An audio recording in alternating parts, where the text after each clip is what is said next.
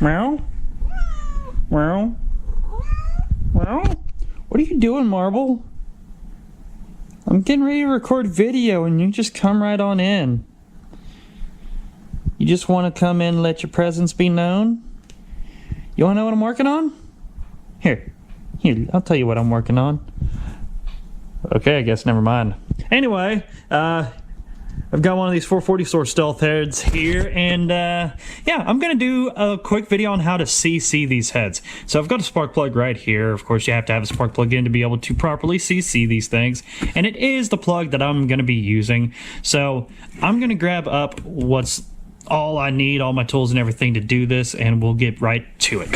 First thing you're obviously going to need here is a barrette. This thing goes up to 50 cc's. Actually, it says milliliters, but 1 milliliter is 1 cc. So pretty easy to get. I just got this off of eBay. I'm pretty sure you can get it off Amazon. Just look up barrette and you'll find it. Or you'll misspell it, put in beret, and you'll find a hat.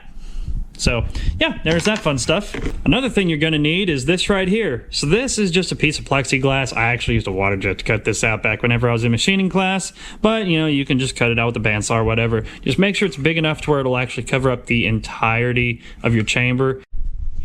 All right, we're already on cat number 2 in the video and I'm not even 2 minutes in. Like, come on, man, quit bugging me. Anyway, I got my piece of plexiglass here. I'm going to set it up on the head while trying to keep this cat off of the grease. So yeah, you basically just grease up your combustion chamber, and then let's swap hands. That way I'm not doing this with my offhand. You just take this and set it right about like there. And you got to give it a good squish around to make sure that it's going to seal up. Sometimes you got to take it off and give it another little greasing. Maybe, just maybe, this will work. Yeah, so I'm gonna have to take it off and put a little bit more grease there, but it's no big deal. So catch back up with y'all once this is done, and then we'll get to actually filling this thing up with the beret.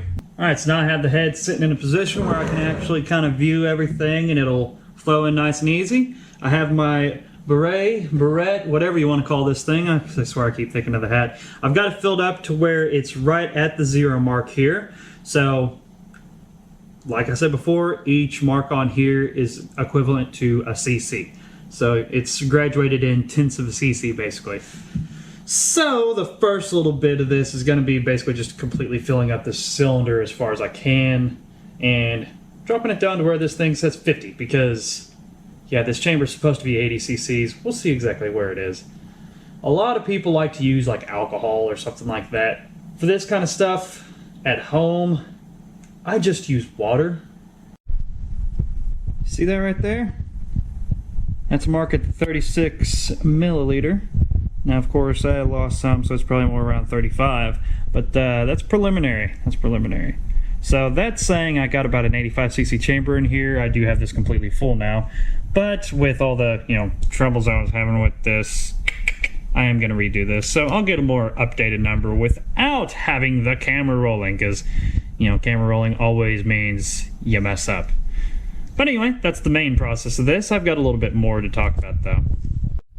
Now, part of the other stuff that's going on here is that I've got these rods and pistons here. I actually assembled these yesterday. I'm a terrible YouTuber. I don't record everything I do, but I'm just going to let you know kind of the process of what happened here. So these are press fit pins, the regular old stock rods, nothing fancy here. So basically I just oriented everything up here on the bench. I took my MAP gas torch and I heated this up nice and evenly at the small end of the rod until, over here in the shade underneath the anvil, it was just barely a dull red. You don't want to get this so red hot that it's going to be burning through everything, and yeah, you don't want it super hot, but just barely a dull red, and it just slips right together. Of course, sometimes I had 2 different rods where the pin didn't go as far in as I needed it to, so I just set it up. I pressed onto the pin while having this section here supported on my handy dandy shop press over there, and just pushed it right on in. As long as you have the pin in the rod and it's supported on both sides of the piston, as mine were, it's no big deal to just press it a little bit further. So that's it. Technically speaking, I could press this in just a little bit more, but what's the point? there's not much of a point. It's going to be right about in there anyway. You know, Mr. Topaz here is getting so big. He's like doubled in size since the last time he was on video.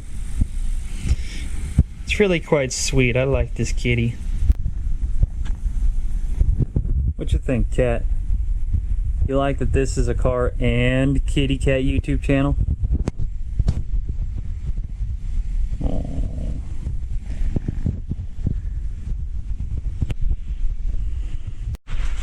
Alright, so I got the final number on the CC of this head, and it is 84 cc's.